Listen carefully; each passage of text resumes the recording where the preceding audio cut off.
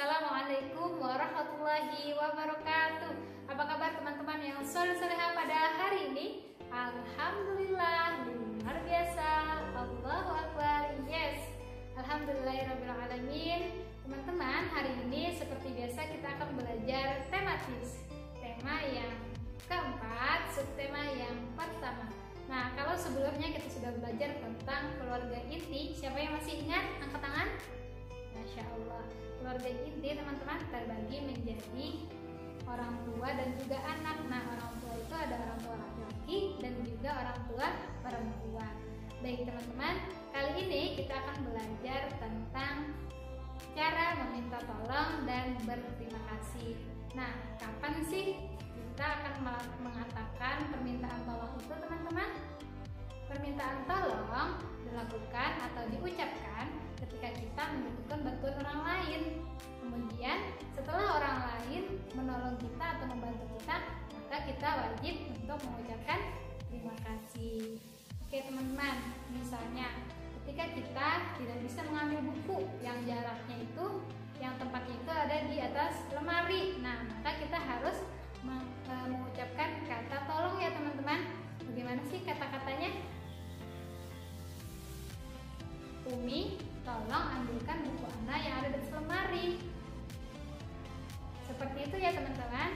Nah, kita sebagai anak, apalagi meminta tolong kepada orang tua atau kepada teman pun, kita harus mengucapkan kata tolong dengan lemah lembut ya teman-teman. Kita tidak boleh sekali-kali membentak, apalagi berteriak. Misalkan juga ketika orang tua kita misalkan ketika sedang jauh, berada jauh, kemudian maka yang kita lakukan adalah mendekatinya. Kita tidak boleh berteriak ya.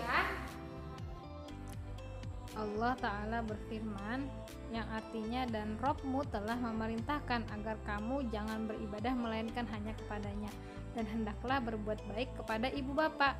Jika salah seorang di antara keduanya atau kedua-duanya sampai berusia lanjut dalam pemeliharaanmu, maka sekali-kali janganlah engkau mengatakan kepada keduanya perkataan dan janganlah engkau membentak keduanya, dan ucapkanlah kepada keduanya perkataan yang baik, dan rendahkanlah dirimu terhadap keduanya dengan penuh kasih sayang, dan ucapkanlah, ya Robku, sayangilah keduanya sebagaimana mereka berdua telah mendidik aku pada waktu kecil. Quran Surah Al-Isra ayat 23 sampai dengan 24. Nah, dari ayat tersebut kita diperintahkan oleh Allah Subhanahu wa taala untuk berkata-kata yang lembut kepada orang tua kita. Dan juga ketika orang tua kita misalkan ada yang meninggal, maka kita wajib untuk mendoakan mereka ya teman-teman. Kita teman-teman juga tidak boleh memaksa ya teman-teman ketika menolong. Ketika orang lain menolong dengan kesadarannya sendiri, maka itu akan mendapat pahala dari Allah Subhanahu wa taala. Kita pun ketika kita meminta tolong dengan baik-baik, maka orang lain akan senang membantu kita. Kemudian jangan lupa ya, setelah meminta tolong kita harus mengucapkan terima kasih. Nah, ngomong-ngomong soal buku teman-teman, coba perhatikan buku ini berbentuk apa ya? Ada yang tahu? Ya, betul sekali. Buku ini teman-teman berbentuk persegi panjang. Nah, sekarang yuk kita mengenal bentuk-bentuk bangun datar. Yang pertama yaitu adalah persegi. Teman-teman, persegi itu memiliki segi-segi atau sisi-sisi yang sama panjang. Yang kedua yaitu persegi panjang.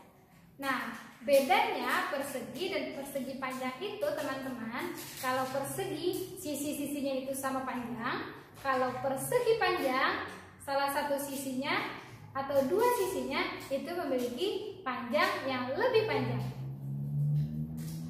Kemudian segitiga. Kenapa disebut segitiga? Karena dia memiliki tiga sisi ya teman-teman. Kemudian lingkaran. Nah, lingkaran itu bisa juga disebut bulat ya teman-teman.